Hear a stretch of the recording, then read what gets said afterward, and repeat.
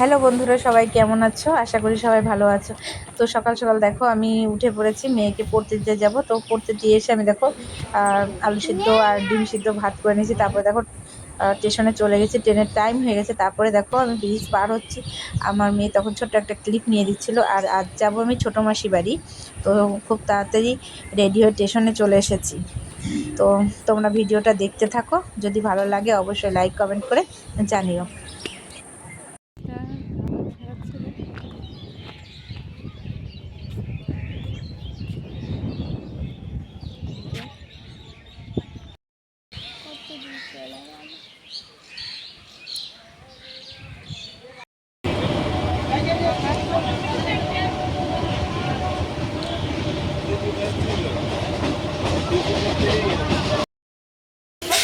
টাকা টাকা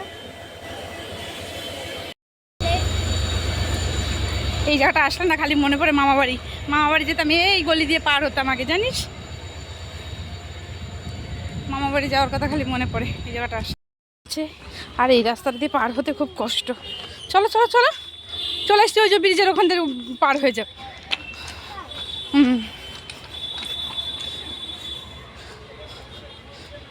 চলো চলো চলো, খাড়ায় না, আমি পড়ে যাই না কেন? ঠিক আছে,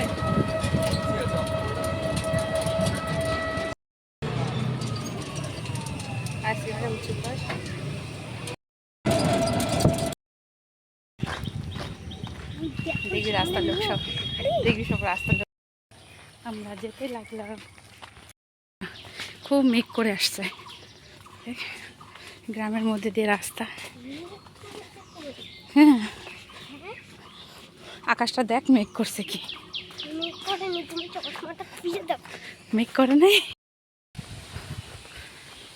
সুন্দর গ্রাম্য পরিবেশ।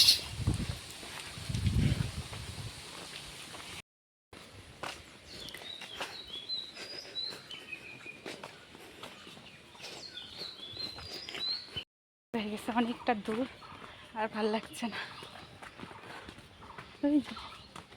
আমার ভিলেন মা, মাসির বাড়ি পৌঁছালাম, খুব গরম লাগছে, খুব একটু জল খেয়ে নিই, তাহলে তোমার সাথে ভিডিওগুলো পরপর শেয়ার করবো।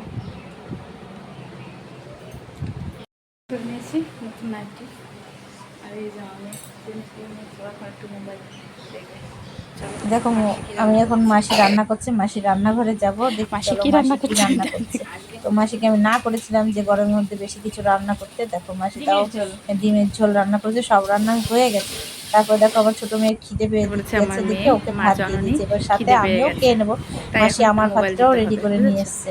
আর এখানে মেয়ে মোবাইল না দেখে ভাত খাবে না, কারণ ওর ভালো লাগছে না, ওর এখন খিদে পেয়েছে, ওই জন্য আগে মোবাইল দিতে হবে। যাই হোক, তারপর দেখো মাসি গুছিয়ে খেতে দিয়েছে। আর এইভাবে না অনেক দিন পর গুছিয়ে কেউ খেতে দিল।